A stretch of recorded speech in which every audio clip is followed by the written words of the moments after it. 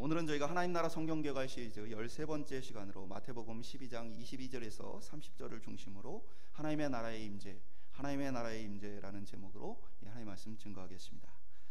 우리가 지난 시간을 통해서 인간은 도저히 스스로를 구원할 수 없다, 인간의 한계로 인해서 자꾸 하나님께 반역하게 되어진다라는 말씀을 함께 나누었습니다.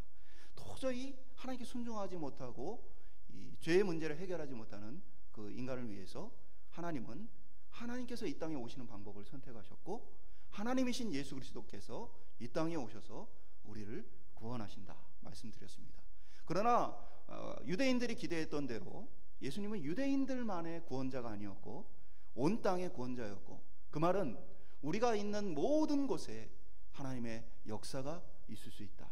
우리의 가정에도 직장에도 일터와 사회에도 하나님의 이 놀라운 은혜들이 있을 수 있음을 우리가 함께 살펴보았습니다. 오늘은 그렇다면 이 땅에 오신 하나님이, 이 땅에 오신 예수님께서 무슨 일을 하셨는가, 또 그것이 우리 신앙인들과 어떤 관계가 있는가 함께 살펴보기를 원합니다. 예수님께서 이 땅에 오셔서 하신 일들은 무엇입니까? 때로는 귀신을 쫓아내기도 하시고 병을 고치기도 하시고, 그리고 하나님의 말씀, 하나님의 천국에 대해서 말씀을 선포하기도 하셨습니다.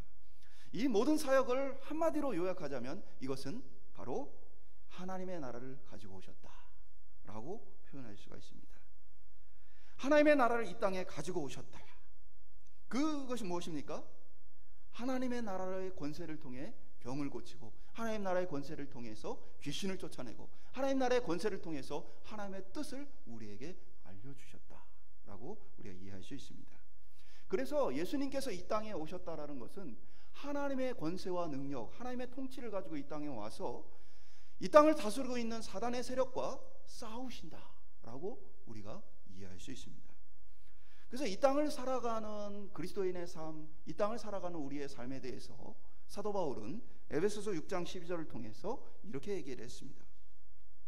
우리의 씨름은 혈과 육을 상대하는 것이 아니요 통치자들과 권세들과 이 어둠 세상 주관자들과 하늘에 있는 악의 영들을 상대함이라. 그래서 우리의 싸움 뭐라고 얘기했어요? 혈과 육, 눈으로 보여지는 그러한 것에 대한 싸움이 아니라 영적인 싸움이다. 그래서 여기에 말하고 있는 어떻게 보면 통치자, 권세, 어둠의 세상 주관자들은 사단의 세력들을 얘기하는 거죠.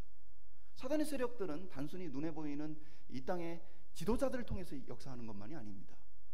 이 땅을 다스리고 있는 사람들의 시대 사상, 그들이 가지고 있는 시대의 기준, 그들의 어떤 가치관, 모든 것들을 통해서 다스리고 있는데, 우리의 싸움은 바로 사단의 모든 가치관과 사단의 모든 생각과 사단의 모든 힘과의 싸움이다 라고 이야기를 해주고 있는 것입니다. 예수님께서는 하늘에서 승리하신 그 승리를 가지고 이 땅에 하나님의 나라로 오셨어요. 그리고 이 땅에서 그 승리를 우리에게 보여주신 것입니다. 그 승리가 바로 병으로부터 자유케 하는 거고, 귀신으로부터 자유케 하는 거고, 무지함으로부터 하나님을 아는 지식으로 변화시키는 일이었습니다. 우리의 삶은 이러한 주도권의 싸움을 우리도 살고 있어요. 사실 영적인 부분뿐 아니라 모든 인간의 삶이 이 주도권 싸움이라고 얘기를 할 수 있어요. 결혼을 하면 남녀가 주도권 싸움을 합니다. 서로 다른 두 사람 중에 누가 주도권을 갖느냐, 마음을 합하여 하나가 된다, 굉장히 좋은 얘기예요. 근데 어떻게 하나가 되느냐, 이건 별개의 문제죠. 치약을 끝부분부터 짤 것이냐 아니면 중간부터 짜도 되느냐, 주도권 싸움이 있어요. 그래서 누군가가 승리하게 되고 그 법칙이 그 집의 규칙으로 남게 되어집니다. 서로 다른 규칙들이 충돌하는 거예요. 이것은 부모와 자녀 간에도 마찬가지 아니에요? 어린 시절에는 물리적으로 부모가 힘이 있고 경제적으로 힘이 있으니까 주도권을 누가 가져요? 부모가 가져요. 그리고 자녀는 그 주도권에 순종합니다. 그러나 시간이 지나면 이것이 바뀝니다. 어느 순간 이제 자녀들이 주도권을 쥐기 시작합니다. 과거 사회에는 때로는 죽는 날까지 부모가 주도권을 쥐는 날도 있었어요. 그러나 현대 사회는 이 주도권 이양이 훨씬 더 빠르게 일어나고 있습니다. 그러니까 계속해서 어떠한 주도권에 대한 이 싸움이 있는 이 땅의 삶이에요. 그런데 성경은 인간의 그 물리적인 주도권이 아니라 사단의 주도권과 하나님의 주도권이 이 땅에서 충돌하고 있다. 이것을 얘기해 주고 있어요. 그러면서 예수님께서 이 땅에 오셔서 하나님 나라의 그 강력한 주도권을 보여주셔서 어떻게 보면 우리의 삶을 완전히 바꿔놓으셨다. 하나님 나라의 원리를 우리에게 보여주시고 알려주셨다. 그렇다면 오늘 예수님께서 이 땅에 오셔서 보여주신 하나님의 나라의 이 원리가 무엇이고, 하나님 나라의 이 승리가 우리의 구체적인 신앙생활과 삶에 어떠한 영향력이 있는지, 어떠한 의미가 있는지 오늘 말씀을 통해서 함께 살펴보기를 소망합니다. 첫 번째 한번 따라해 보겠습니다. 강한 자 사탄. 오늘 본문에 보면 22절에 그때에 귀신 들려 눈 멀고 말 못하는 사람을 데리고 왔거늘 예수께서 고쳐주매 그 말 못하는 사람이 말하며 보게 된지라. 그래서 어떻게 기록하고 있어요? 귀신이 들렸어요. 그래서 이 사람은 눈으로 보지 못하고 입이 있지만 말을 하지 못합니다. 악한 사단의 권세에 딱 붙들려 있는 모습을 보게 되어집니다. 그래서 예수님은 이러한 상황을 오늘 본문의 비유로 말씀하시기를 강한 자가 그 집을 점령하고 있는 상태를 얘기합니다. 그리고 그 집을 점령하고 있는 강한 자는 누구냐? 바로 사탄을 이야기합니다. 우리가 왜 사단의 지배 아래에 있고 사단의 이 권세 앞에 눌리게 되었느냐? 성경은 바로 죄 때문에 그렇다라고 말하고 있습니다. 그래서 예수님께서는 요한복음 8장 34절을 통해서 죄를 범하는 자마다 죄의 종이니라. 우리가 죄를 범하면 우린 뭐가 돼요? 죄의 종이 될 수밖에 없어요. 사도 바울 역시 로마서 6장 17절을 통해서 하나님께 감사하리로다. 너희가 본래 죄의 종이더니, 너희가 본래 사단의 자녀이더니 라는 표현을 쓰게 되어집니다. 그러니까 죄의 종이다, 사단의 종이다 라는 말은 똑같은 얘기야. 그러니까 그리스도를 믿기 전에 우리의 상태는 어떤 상태냐? 사단의 종이고 귀신의 종이었습니다. 그래서 칼빈은 인간의 이러한 상태에 대해서 인간은 자유의지가 없고 노예의지밖에 없다라고 표현을 합니다. 우리는 생각하기를 나는 자유의지가 있어요. 예수를 믿지 않는 사람도 자유의지가 있어요.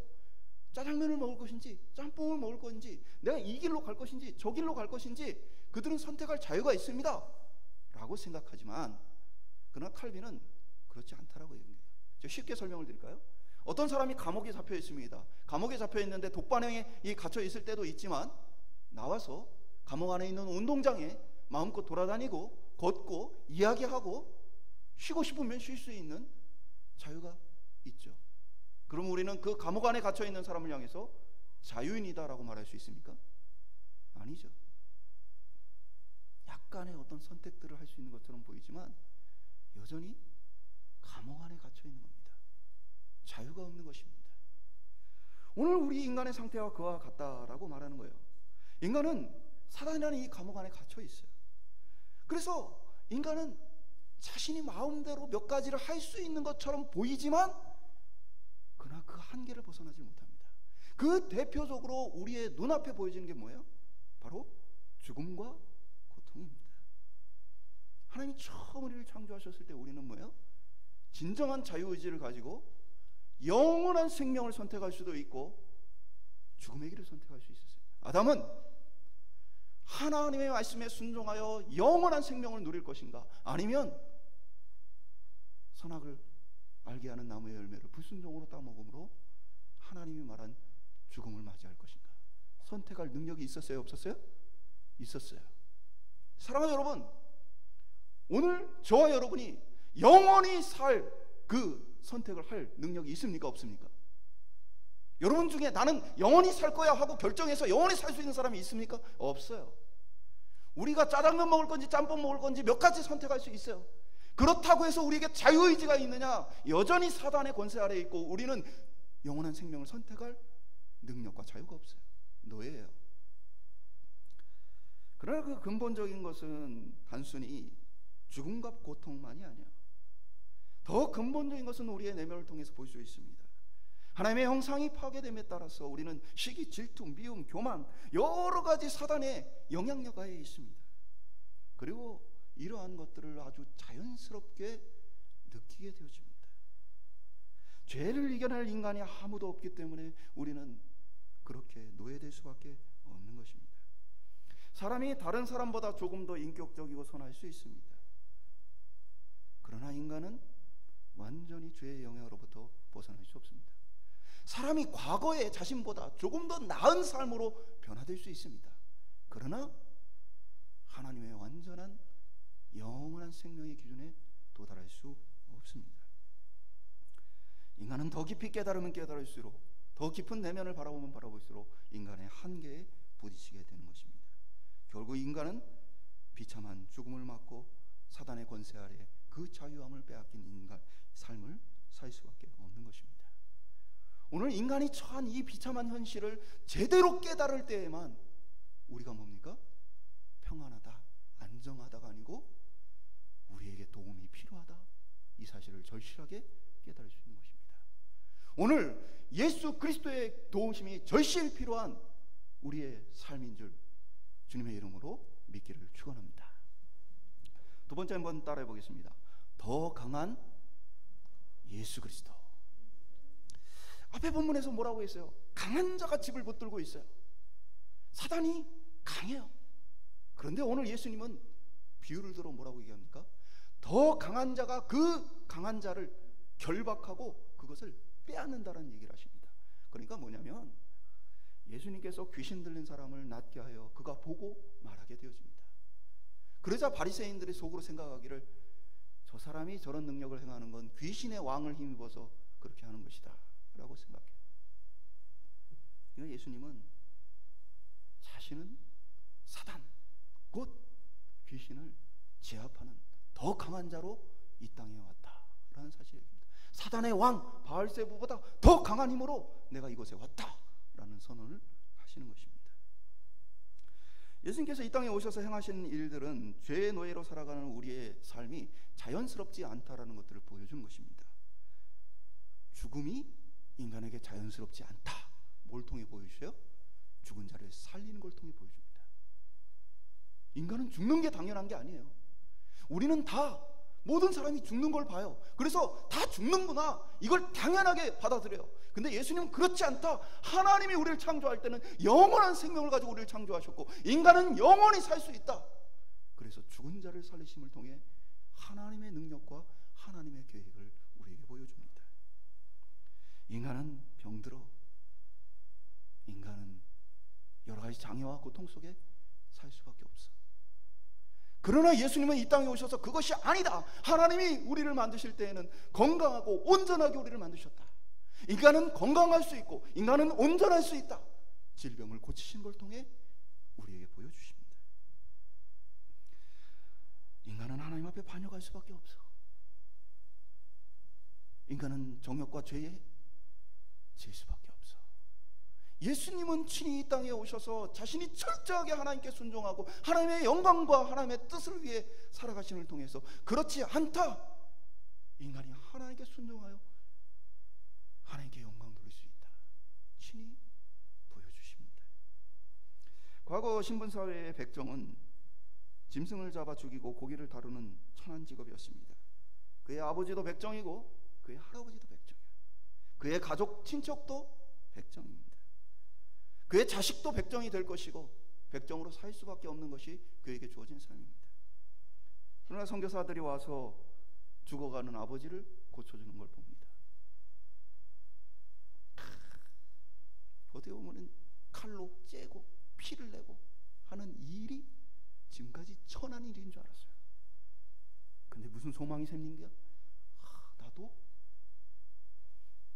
짐승을 피를 내고 이렇게 하는 이게 아니고 사람을 고칠 수 있구나.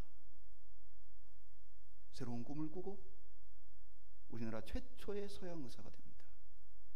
우리 조선 역사에 있는 박서양 이야기입니다. 재중원이라는 드라마나 소설을 통해서도 많이 소개가 되었죠. 모든 사람 노예로 태어났고 종으로 태어났고 백정으로 태어나면 그렇게 사는 게 다인 줄 압니다. 그러나 선교사들이 이 땅에 와서 보여준 게 무엇입니까? 그렇지 않다. 뭐라도 될 수 있다. 의사도 될 수 있고 교회 지도자도 될 수 있고 세상의 지도자도 될 수 있다. 세상을 바꾸었어요. 한 사람의 이야기가 아니라 모든 사람이 이제는 나도 할 수 있다라는 신분의 타파를 이루었습니다. 예수님께서 죽은 자를 살리시고 병든 자를 고치시고 귀신 들린 사람을 자유케 하는 모든 일들을 우리에게 보이심에 따라서 사단의 노예로만 살 수 있는 존재가 아니고 우리는 그것을 이길 수 있다라는 사실을 보게 되었다는 사실입니다. 예수님께서 친히 사단의 권세를 상대로 싸우십니다. 노예로 그 통치 아래에 있는 모든 것들에 대해서 당연하지 않고 승리할 수 있음을 우리에게 보여주십니다. 그래서 오늘 예수님 말씀하시는 거죠. 29절을 통해서 사람이 먼저 강한 자를 결박하지 않고요 어떻게 그 강한 자의 집에 들어가서 그 세간을 강탈하겠느냐. 결박한 후에야 그 집을 강탈하리라. 예수님 자기 자신을 어떻게 소개합니까? 내가 강한 자의 집에 쳐들어가서 그 모든 것을 빼앗기 위해서 왔고 그 강한 자를 결박하기 위해 지금 이곳에 왔다라는 이야기를 하십니다. 그 집이 무엇입니까? 바로 우리들입니다. 그래서 예수님은 이미 하나님의 나라가 임했다라고 그들에게 얘기하셔요. 하나님의 나라는 뭡니까? 하나님의 통치가 이루어진 게 하나님 나라예요. 지금까지 인간은 죄의 노예가 되어서 하나님의 다스림을 받지 못했어요. 하나님께 순종을 하지 못했어요. 근데 예수님께서 이 사단을 물리치심에 따라서 예수님께서 건지신 사람들은 무엇입니까? 이제 하나님 나라 통치에 참여할 수 있게 되었어요. 그 이야기는 오늘 우리는 죄와 사단의 권세와 싸워 예수님과 같이 승리할 수 있다는 사실을 보게 되어집니다. 전쟁이 일어나면 어느 편에 서게 됩니까? 승리할 편에 서게 되는 겁니다. 미국과 중국이 계속 줄 세우기를 하죠. 미국과 러시아가 계속 줄 세우기를 합니다. 어느 편에 설 것이냐. 평화롭게 지내면 좋겠지만 힘과 힘이 격돌할 때 우리는 잘 선택해야 합니다. 반드시 승리할 쪽에 선택해야 합니다. 그렇지 않으면 처절한 보복을 당하게 되어 있습니다. 이것은 영적 권리도 마찬가지입니다. 사단의 권세가 강력합니다. 그러나 우리 그리스도인들은 더 강한 하나님의 권세를 믿는 사람들입니다. 오늘 저와 여러분 속에 더 강한 예수 그리스도의 그 권세를 바라봄으로 예수 그리스도의 편에 서서 이 땅을 살아갈 수 있는 은혜가 있기를 주님의 이름으로 축원드립니다. 마지막으로 따라해보겠습니다. 우리에게 임한 하나님의 나라. 그러면 예수의 이 승리는 우리하고 무슨 관계가 있느냐? 먼저는 오늘 강한 사단을 물리치고 더 강한 예수님께서 통치하시는 집이 바로 우리이기 때문에, 그 예수님이 우리 가운데 계시기 때문에 한마디로 이야기하면 우리의 힘으로는 강한 사탄을 이겨낼 수 없지만 내 안에 계신 예수 그리스도가 싸우심에 우리가 뭐예요? 이길 수 있어요, 없어요? 이길 수 있어요. 이제는 더 이상 우리가 사단의 노예와 종으로 살지 않아도 된다라는 부분을 이야기하는 것입니다. 그러나 우리는 사단의 지배 아래에 있던 오랜 습성을 버리지 못한 채 살아가기가 쉽습니다. 마치 어린 시절에 자기 신분을 잃고 버려져서 왕자가 거지로 자랐어요. 신분은 왕자인데 거지로 자랐어요.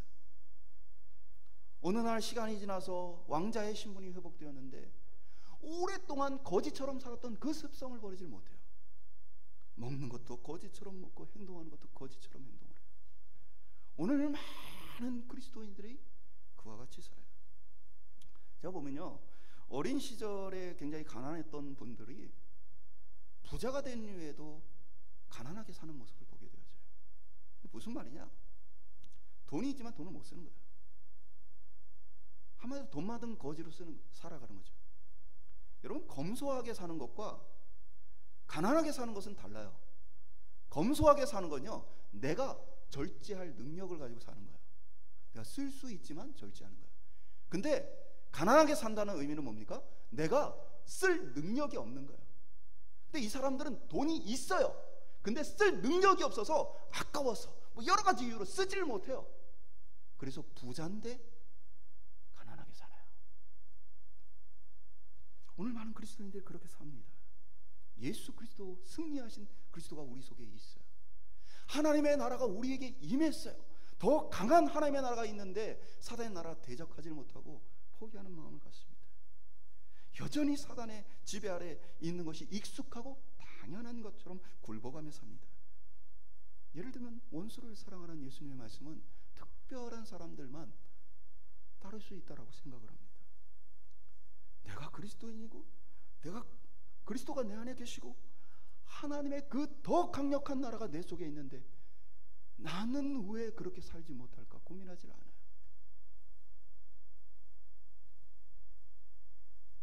예수님께서는 이 땅에 자신이 하나님의 나라가 뭔지 그냥 단순히 보여주기 위해서 오신 게 아니에요.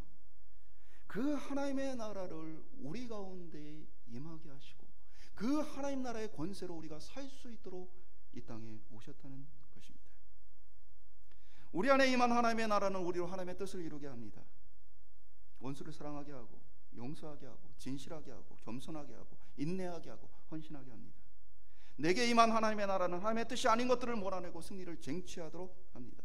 더 강한 그리스도가 내 안에 있기 때문에 우리는 승리할 수 있습니다. 그런데 왜 많은 그리스도인이 그렇게 살지 못하느냐? 영적 패배주의에 빠져있기 때문입니다. 오늘 이 세계에서 전쟁들이 많이 일어나죠. 아프가니스탄에 전쟁이 일어났습니다. 미군이 철수하자 아프간이 이제는 탈레반에 의해 점령될 거다라고 생각했어요. 근데 아무도 예측하지 못한 일이 벌어졌죠. 뭡니까? 수도가 점령되기까지의 시간이 너무 짧았다는 거예요.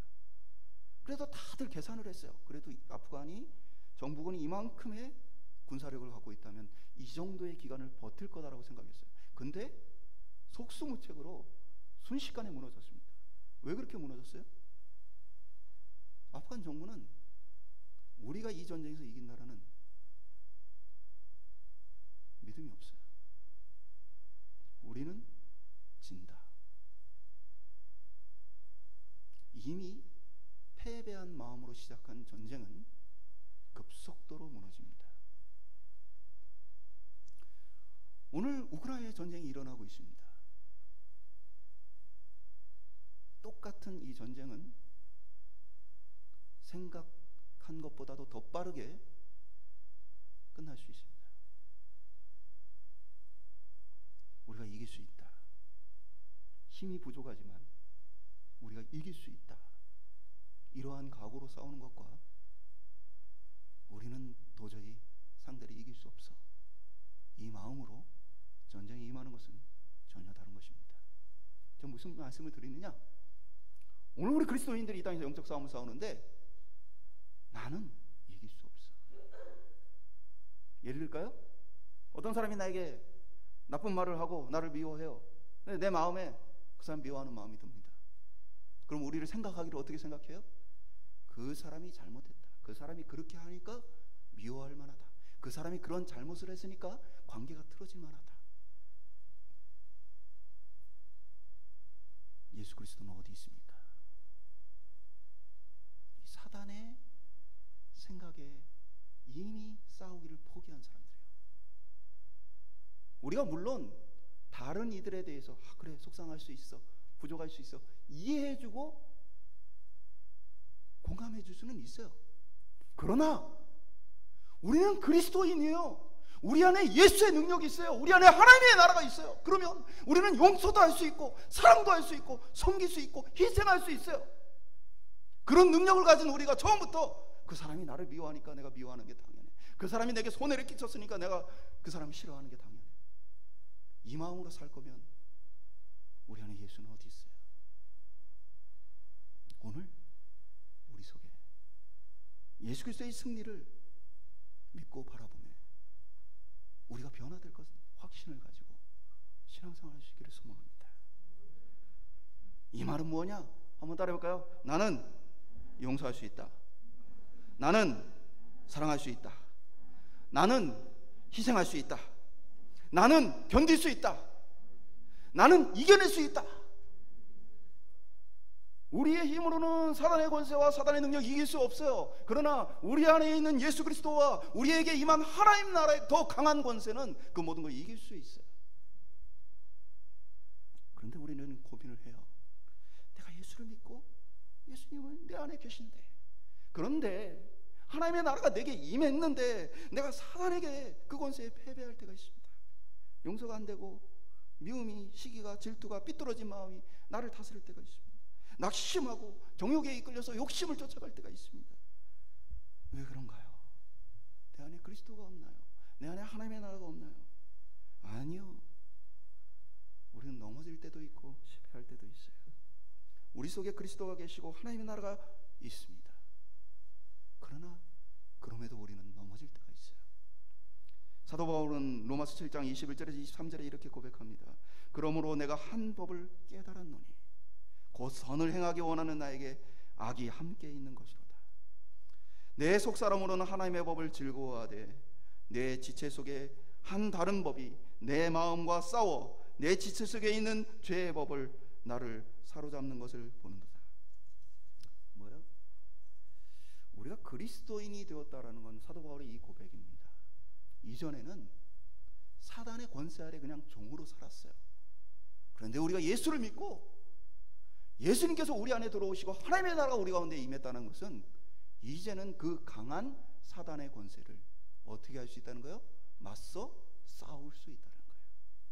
예수를 믿었다는 것은 이제는 그리스도인들이 사단의 권세에 싸울 수 있다, 싸움이 시작되었다라는 것을 얘기해요. 전쟁하면 한 번도 작은 전쟁에서 패배하지 않고 다 승리하는 건 쉽지 않아요. 전쟁하게 되면 하나의 좋은 고지를 두고 이쪽 편에서 싸우고 저쪽 편에서 싸우고 때로는 이쪽이 이기고 때로는 저쪽이 이기고 끊임없는 고지전을 합니다. 그렇죠? 근데 결국에는 누군가가 이기게 되어지죠. 그러면 내가 고지를 한번 빼앗겼다고 이 전쟁에서 패배한 겁니까? 그렇지 않습니다. 넘어지면 또다시 일어나서 그 고지를 치는 겁니다. 희생을 각오해서 그 고지를 쟁취하는 것입니다. 오늘 우리의 신앙이 마찬가지예요. 내가 예수를 믿고 사단의 이 꼬임에 또 사단의 어떤 우리를 지배하는 그런 모든 것으로 우리를 넘어지게 하면 그리스도인은 어떻게 하는 거예요? 낙심하는 것이 아니고 내가 다시 일어나 그 고지를 향해 나가는 겁니다. 다시 사단과 또 싸워서 그 고지를 빼앗기 위해 나가는 것입니다. 이것은 실패가 아니에요. 넘어지는 것은 실패가 아니에요.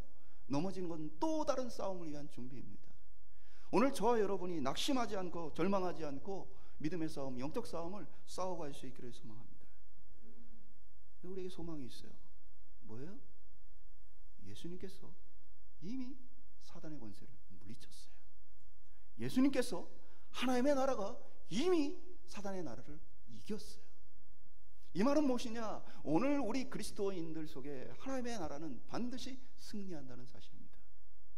오늘 비록 우리가 넘어지고 쓰러지다 할지라도 반드시 우리 속에 하나님의 나라는 우리를 이기게 합니다.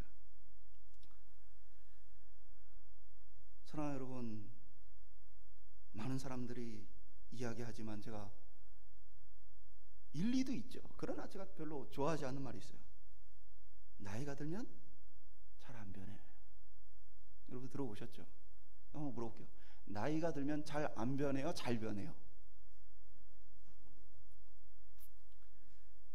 나이가 들면 들수록 사실은 인생의 경험이 쌓여요. 내가 경험한 것이 더 굳어집니다. 그래서 고집도 더 분명해져요.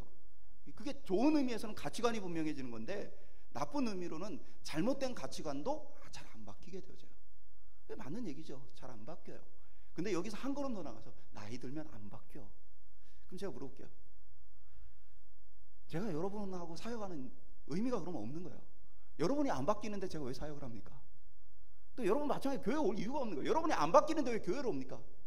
그렇지 않아요? 사랑하는 여러분, 예수 그리스도는, 하나님의 나라는 우리를 변화시킬 줄 믿습니다. 우리는 이걸 바라보고 신앙생활하는 거예요. 물론요, 힘들어요, 어려워요, 사단의 권세는 강해요. 그러나 예수 그리스도의 권세는 그보다 강하다. 나를 변화시킬 거다. 나를 새롭게 할 거다. 내가 이길 수 있을 것이다. 견딜 수 있을 것이다. 내가 승리할 수 있을 것이다. 이것을 바라보고 신앙생활을 하는 것입니다. 사랑하는 여러분, 영적 패배주의에서 벗어나 사단의 감옥에서 벗어나 더 크고 위대한 하나님의 꿈을 꿀 수 있는 저와 여러분 될 수 있기를 소망합니다.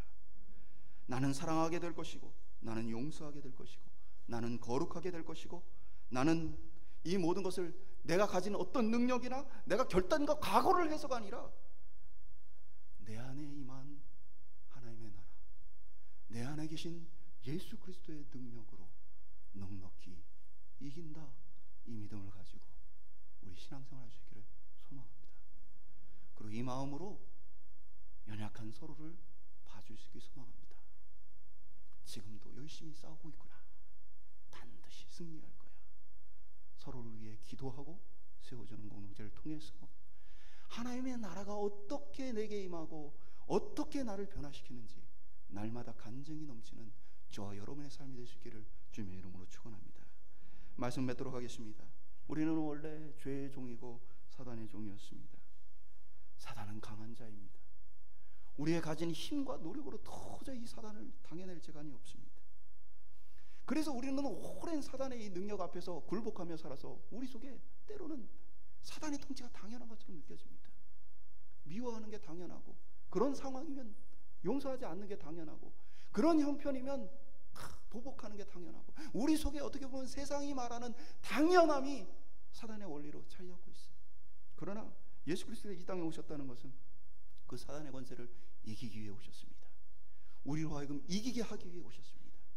오늘 우리가 이 영적 싸움을 싸울 수 있기를 소망합니다. 나는 넘어지고 쓰러져도 내 안에 계신 예수 그리스도는 포기하지 않는 분이시며 내 안에 임한 하나님의 나라는 절대 패배하지 않는 나라다. 최후 승리를 바라보면서 용서하고 사랑할 수 있다. 이해하고 양보할 수 있다. 헌신하고 또 결단할 수 있다. 날마다 주님 앞에 설 수 있기를 소망합니다. 그리고 그 모습을 통해서 하나님이 우리를 처음 만드신 그 모습대로 회복되는 저와 여러분에게 소망합니다. 하나님께 최고의 영광을 돌리며 하나님 안에서 영원한 생명과 능력을 누리며 살아가는 소망의 사람, 승리의 사람, 우리 오포중 함께 될 수 있기를 주님의 이름으로 축원드립니다.